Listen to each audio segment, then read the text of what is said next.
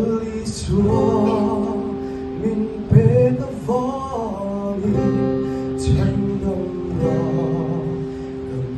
xin ít thiếu xưa mỗi chiều để không chỉ sao cho em cảm thấy mình xin chiều cho thiếu rồi mà sao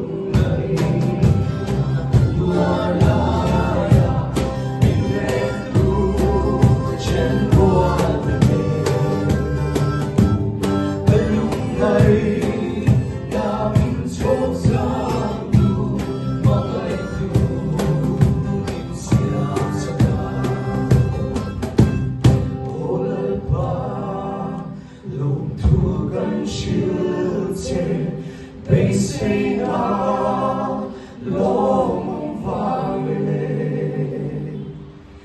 em kim chiang thar na hun râu bụi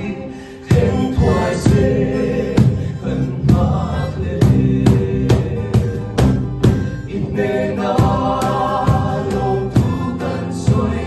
em ấy là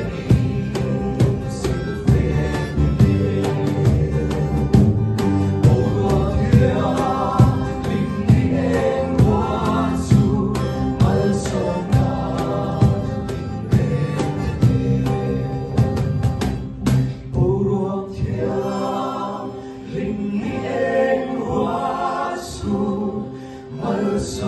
now